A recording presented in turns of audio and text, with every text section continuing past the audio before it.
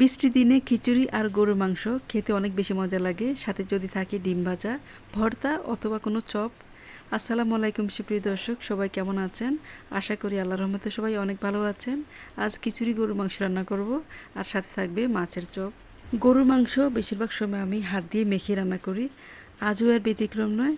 মাংস খুব ভালো করে ধুয়ে পরিষ্কার করে একটা হাঁড়িতে নিয়ে নিয়েছিলাম, আর সাথে দিয়েছি তেল, হলুদ মরিচের গুঁড়া, জিরার গুঁড়া, স্বাদ মতো লবণ, আদা রসুন পেস্ট, আর দিয়েছিলাম কাঁচামরিচ আর পেঁয়াজ কুচি।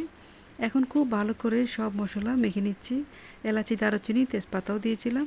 খুব ভালো করে মেখে সামান্য পানি দিয়ে খুব ভালো করে মাংসটা কষিয়ে নিব। যত ভালো করে কষানো হবে ততই রান্নাটা মজা হবে। সবজি দিয়ে আজ খিচুড়ি রান্না করব, সেজন্য একটা প্যানে তেল দিয়ে দিয়েছি এখানে এলাচি, দারুচিনি, আর দিলাম তেজপাতা আর পেঁয়াজ কুচি দিয়েছি।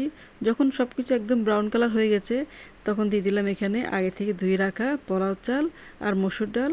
খুব ভালো করে একটু ভেজে নিব। খিচুড়ির মধ্যে এখন দিব হলুদ গুঁড়া, মরিচ গুঁড়া আর জিরার গুঁড়া, স্বাদ মতো লবণ, আর দিব এখানে আদা রসুন পেস্ট হাফ চামচ করে দিব, খুব বেশি দেব না। তারপর খুব ভালো করে নেড়ে চেড়ে কিছুক্ষণ ভাজতে হবে। যখন খুব ভালো করে ভাজা হয়ে যাবে তখন এখানে পরিমাণ মতো পানি দিয়ে দেব। খিচুড়িতে আজ সবজি দিব, বাসায় বেশি সবজি ছিল না, শুধু পেঁপে ছিল। আপনাদের ভাইয়া বললো একটু সবজি দিয়ে খিচুড়ি রান্না করতে, সেজন্য পেঁপে কুচি কুচি করে কেটে একটু তেলের মধ্যে ভেজে নিয়েছি, সামান্য একটু লবণ আর একটু হলুদ দিয়ে।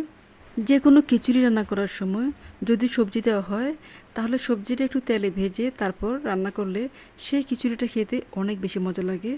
কিছু কাঁচামরিচও কেটে দিলাম। কাঁচামরিচ দিলে অনেক বেশি ভালো লাগে যে কোনো খিচুড়ি, পোলাও অথবা বিরিয়ানিতে। আমার অনেক পছন্দ। যাই হোক, মাংস খুব ভালো করে কষানো হয়ে গেছে, তেল একেবারে ছেড়ে দিয়েছে। এখন দিয়ে দিলাম কয়েকটা আলু। আলু আমার বাচ্চারা অনেক বেশি পছন্দ করে, সেজন্য কয়েকটা আলু দিতেই হয়। যাই হোক, এখন আলু দিয়ে খুব ভালো করে নেড়ে চেড়ে আরও কিছুক্ষণ টাইম কষাতে হবে। খুব ভালো করে আলু আর মাংস কষানো হয়ে গেছে, আলুটাও হাফ সিদ্ধ হয়ে গেছে। এখন দিয়ে দিব আমি ঝোলের জন্য পানি। পানি দিব পরিমাণ মতো, কমই বাড়ি আপনারা দিতে পারেন যে যেরকম ঝোল খেতে পছন্দ করেন। যাই হোক, খুব ভালো করে নেড়ে চেড়ে মিশিয়ে আরও কিছুক্ষণ রান্না করব। যখন ঝোল ঘন হয়ে যাবে তখন এখানে গরম মশলা দিয়ে নামিয়ে নিব। বাজার থেকে আপনাদের ভাইয়া অনেকগুলো ড্রাগন ফল নিয়ে এসেছিল। ড্রাগন ফলগুলো অনেক বেশি মিষ্টি ছিল।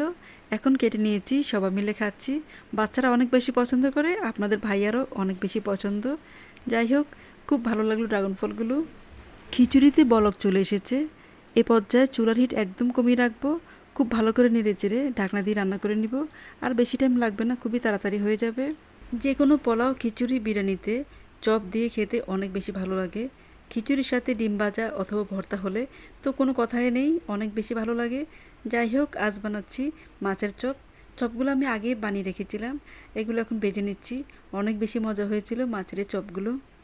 এর মাঝে আমি খিচুড়িটা একটু উল্টে পাল্টে দিচ্ছি। একটু উল্টে পাল্টে দিলে খুব ভালো করে সিদ্ধ হয়ে যাবে। নিচের চালগুলো উপরে উঠিয়ে দিলে তারপর একটু চাপা দিয়ে রাখলে খুব সুন্দর করে সিদ্ধ হয়ে যায়। মাংসটা খুব সুন্দর রান্না হয়ে গেছে। এখন কিছু পেঁয়াজের বেরেস্তা আর দিব গরম মশলার পাউডার। এই মশলা পাউডারটা দিলে খেতে অনেক বেশি মজা লাগে, মাংসটা অনেক সুন্দর একটা ঘ্রাণ হয়। মাংস রান্না শেষে পেঁয়াজের বেরেস্তা দিলে এর স্বাদ বেড়ে যায় দ্বিগুণ, অনেক বেশি ভালো লাগে পেঁয়াজের বেরেস্তা দিলে। তো যাই হোক, খিচুড়ি খুবই সুন্দর করে সিদ্ধ হয়ে গেছে। এখন দিয়ে দিচ্ছি 2 চামচ ঘি।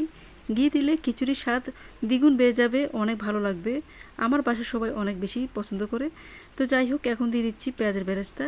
বেরেস্তা দিয়ে একটু কিছুক্ষণ দমে রাখলেই রান্না হয়ে যাবে। তো সব কিছু অনেক বেশি মজা হয়েছিল। বাসার সবাই খেয়ে অনেক বেশি খুশি হয়েছে, আলহামদুলিল্লাহ। তো যারা কষ্ট করে আমার ভিডিওটি দেখবেন, যদি ভালো লাগে একটা লাইক, একটা কমেন্ট আর একটা শেয়ার করে আমার পাশেই থাকবেন। তো সবাইকে অনেক অনেক ধন্যবাদ। আবার দেখা হবে ইনশাল্লাহ। আল্লাহ হাফেজ। আসসালামু আলাইকুম।